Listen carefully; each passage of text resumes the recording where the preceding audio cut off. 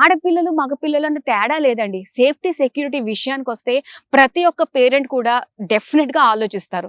So, అలాంటిది ఏంటంటే right from మనం చూసుకున్నట్టయితే సెక్యూరిటీ గేట్ నుంచి ఎక్కడ చూసినా కూడా మనకి ఆ సీసీ కెమెరాస్ అన్నమాట. కంప్లీట్ సర్వేలెన్స్ అనేది మనకి ఉంటూనే ఉంటుంది. అండ్ అలానే హాస్టల్స్ కూడా చాలా బాగున్నాయండి. చాలా నీట్ గా మెయింటైన్ చేస్తున్నారు హాస్టల్స్. బాయ్స్ హాస్టల్ గురించి చూసుకున్నట్లయితే ఓన్లీ 3 షేరింగ్ ఉంటుందన్నమాట. అండ్ ఇందులో మనకి ఏసీ, నాన్ ఏసీ కూడా అవైలబుల్ గా ఉంటుంది.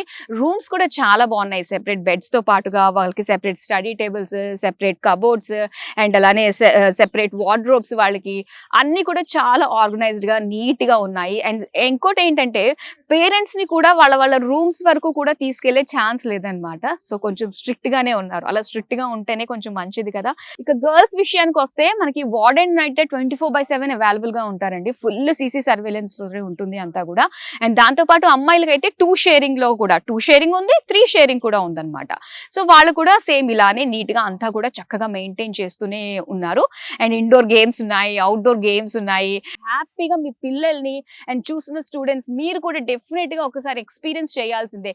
ఈ జేకేఎల్యు యూనివర్సిటీ గురించి చెప్పాలంటే ఈ యూనివర్సిటీ ఎవరిదంటే జేకే గ్రూప్స్ అన్నమాట. JK papers, JK cement, even JK tyres అండి, ఎంత పాపులర్. అండ్ దాంతో పాటు రేమోన్స్ కూడా వీళ్ళదే అనమాట. ఇలా చాలా కంపెనీస్ వీళ్ళకు ఉన్నాయి కాబట్టి సో ఖచ్చితంగా ప్లేస్మెంట్స్ విషయంలో ఈ యూనివర్సిటీ నుంచి గ్రాడ్యుయేట్ అయిన పిల్లలు టెన్షన్ పడాల్సిన అవసరం లేదు. ఇక్కడ ల్యాబ్స్ మాత్రం కంప్లీట్ ఫుల్లీ ఎక్విప్డ్ ల్యాబ్స్ అనే చెప్పాలన్నమాట. మొత్తం ఏఐ ఇవన్నీ కూడా మనకి సెపరేట్ ల్యాబ్స్ అంటూ ఉంటాయి. సో దీనివల్ల ఏంటంటే మనకి ఒక ల్యాబ్ లో మినిమం స్టూడెంట్స్ మాత్రమే అంటే 30 అలాగా, అంటే ప్రతి ఒక్కరికి కూడా మానిటరింగ్ అన్నది ఉంటుందండి. ఇక్కడ స్టూడెంట్ అండ్ ఫ్యాకల్టీ రేషియో ఎంతో తెలుసా? 1:15. మీకు ఏ డౌట్ వచ్చినా కూడా వెంటనే వెళ్ళి ఫ్యాకల్టీని అడిగితే వాళ్ళు చాలా సపోర్టివ్ గా ఉంటారంట. అలానే ల్యాబ్స్ గురించి మనం చూసుకున్నట్లయితే హ్యాండ్స్ ఆన్ ప్రాక్టీస్ అన్నది ఇప్పుడు మనకి చాలా అవసరము.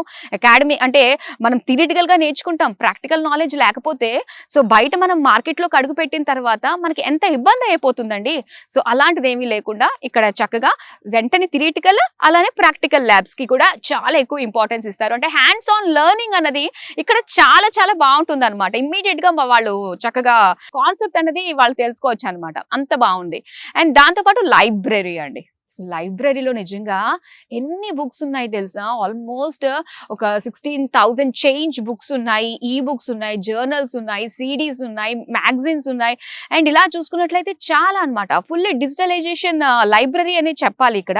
అండ్ పిల్లలకు ప్రశాంతంగా కూర్చొని చదువుకునే విధంగా కూడా మనకు లైబ్రరీని డిజైన్ చేశారండి.